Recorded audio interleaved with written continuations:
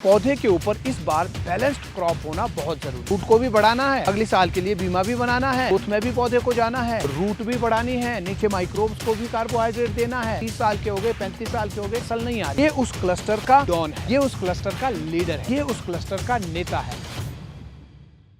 नमस्कार, मेरा नाम जीतू चौहान ऑर्चर्डिस्ट है।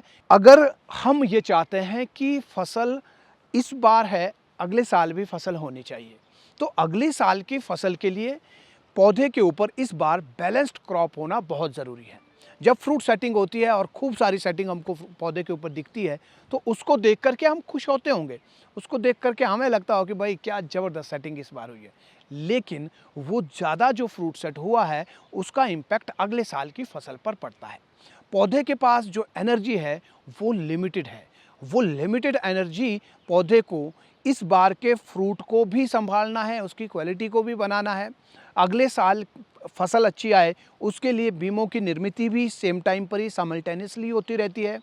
फ्रूट को भी बढ़ाना है, अगले साल के लिए बीमा भी बनाना है, ग्रोथ में भी पौधे को जाना है, रूट भी बढ़ानी है, नीचे माइक्रोब्स को भी कार्बोहाइड्रेट देना है और अपनी मोटाई भी बढ़ानी है। कितनी सारी चीज़ें हैं, कितने सारे काम पौधे के पास करने के लिए है, लेकिन उसके पास जो खाना है, जो कार्बोहाइड्रेट है, जो एनर्जी है, वो एनर्जी उसके पास लिमिटेड रहती है, एक फिक्स्ड एनर्जी उसके पास रहती है। तो उसी में से ही उसको जो है इन सब जगह पर उस कार्बोहाइड्रेट को, उस एनर्जी को बांटना होता है।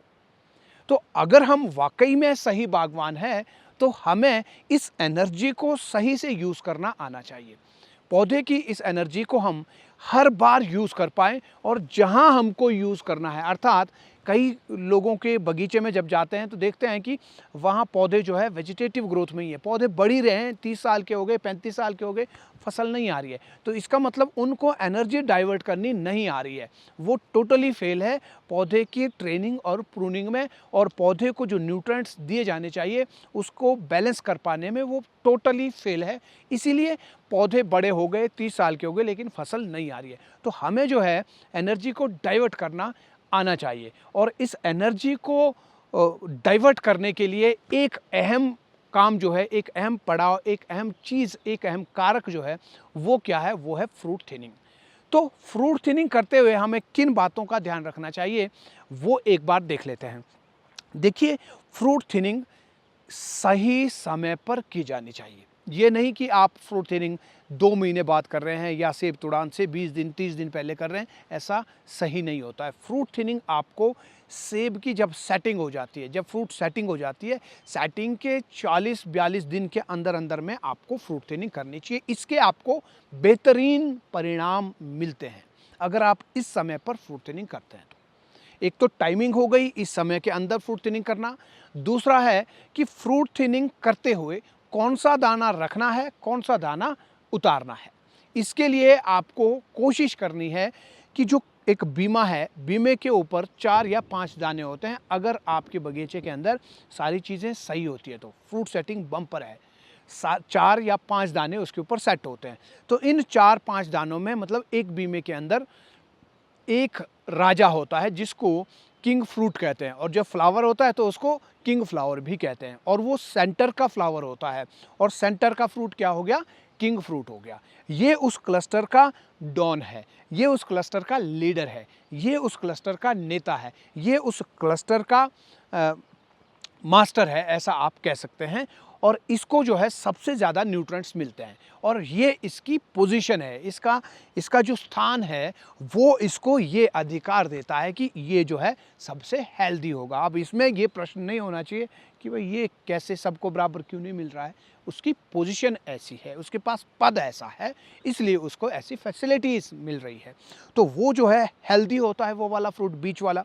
तो अगर वो आपको दिख रहा है कि उसके ऊपर कोई बीमारी के निशान नहीं है, उसके ऊपर कोई कीड़े का कोई निशान नहीं है, इंसेक्ट बाइट उसके ऊपर नहीं है, वो उसकी शेप सही है, डी शेप नहीं है। कई बार क्या होता है, स्टिंक बग चोंच मारता है तो उससे भी जो है पौधा फ्रूट जो है डी शेप हो जाता है, उसमें डिम्पल बन जाते हैं। वो आपको ध्यान रखना है कि ये फ्रूट बिल्कुल सही है, उस पर कोई किसी तरह का ओले का निशान भी नहीं है, तो उसको आप रखें और बाकियों को आप उतार दें। और अगर वो फ्रूट ख़राब है, उसके ऊपर कोई निशान दिख रहा है, तो उसको निकाल देना है और बाकी के जो फ्रूट हैं, उनमें से जो हेल्दी फ्रूट है, फिर उसको रखना चाहिए। कहने का मतलब हमें कोशिश करनी कि जो बीच वाला फ्रूट है, वो रहे तो ज़्यादा अच्छा है। अगर वो बीमार है, उसके ऊपर कोई डिफेक्ट है, तो उसको उतार करके दूसरे फ्रूट हमको रखना चाहिए। तो ऐसे और इसके साथ-साथ अगर स्पर वैरायटी है, तो उसमें बीमें नज़दीक-नज़दीक होते हैं। बीमें नज़दीक होने के कारण एक क्लस्टर में एक फ्रूट रखने के बाद भी फ्रूट जो है डेंस रहते हैं और ऐसा काफ़ी बागवान भाइयों के साथ होता है और उनको लगता है कि यार हमने तो फ्रूट थिनिंग की थी, फिर भी ऐसा ही रहा है। तो वो ध्यान देना है कि बीमें कितने नज़दीक है। बीमें अगर नज़दीक हैं, तो ऐसे में फिर फ्रूट टू फ्रूट जो डिस्टेंस है, अगर आपने क्लस्टर में एक दाना भी रखा है ना, तो भी अगर बीमें नज़दीक है, तो वो 2 इंच का लगभग फासला जो है 2 दानों के बीच का होता है। तो इसका मतलब 2 इंच पर अगर स्पर है, एक क्लस्टर में एक दाना भी रखा, तो भी वो डेंसिटी ज़्यादा हो जाती है, डेंस क्रॉप हो जाती है। तो ऐसे में फिर आपको एक क्लस्टर में एक फ्रूट, अगला क्लस्टर खाली करना पड़ेगा, अगला बीमा खाली करना पड़ेगा, उसके अगले बीमे में फिर आपको एक फ्रूट रखना है। ऐसा अगर आप करेंगे, तब जा कर के आपकी बैलेंस्ड क्रॉप होगी। और फ्रूट थिनिंग करना अपने आप में एक कला भी है और साथ ही साथ ये फ्रूट थिनिंग अच्छी तब हो पाती है जब आपके अंदर कॉन्फिडेंस हो। मैं आपको बता दूं कि फ्रूट थिनिंग हम बड़ी सालों से फ्रूट थिनिंग कर रहे हैं, लेकिन कई बार लेबर ऐसी मिल जाती है कि उनको कॉन्फिडेंस ही नहीं आता, उनको ऐसा लगता है कि भाई सारे गिर जाएंगे शायद। और जिससे क्या होता है कि क्रॉप जो है, इतना पैसा लगाने के बाद भी, लेबर का खर्चा आपने किया है, समय आपने उसके ऊपर दिया है, उसके बाद भी फिर बम्पर क्रॉप रह गई, तो उसका कोई मायने नहीं रहते हैं, उसका कोई फ़ायदा नहीं मिलता है। तो ऐसे में फ्रूट थिनिंग अच्छी अगर होगी, सही लेबर अगर आपके पास है, उनका कॉन्फिडेंस आपने सही से बिल्ड किया है, तो वो अच्छे से फ्रूट थिनिंग कर पाते हैं। और ऐसे में ये ज़रूर होता है कि नीचे अगर आप देखेंगे, तो नीचे देख करके आपको पहली नज़र में ये लगे कि यार सेब तो सारे नीचे उतार दिए, क्या करें यार, ऊपर तो कुछ नहीं रखा होगा क्या?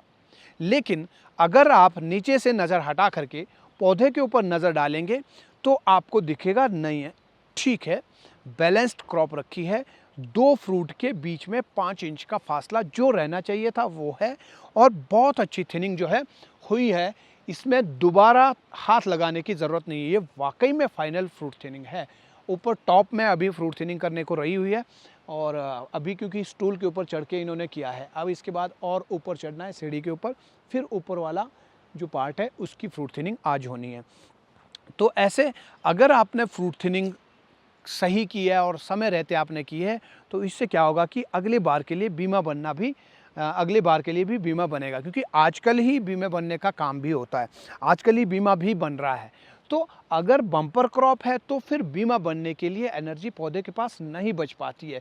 वो इस बार की क्रॉप को संभालने में सारा जी जान लगा देता है, सारी एनर्जी उसमें लगा देता है और अगले साल का वो स्यापा ही छोड़ देता है कि अगले साल के लिए वो बीमा बनाना ही बंद कर देता है। तो अगले साल इसीलिए क्रॉप नहीं आती है, इसीलिए बाइनल बियरिंग या यूँ कहे कि ऑन ईयर और ऑफ ईयर भी होता है। तो आपको अगर चाहिए कि एवरी ईयर क्रॉप आए, तो आपको फ्रूट थिनिंग ज़रूर करनी चाहिए और समय रहते आपको करनी चाहिए।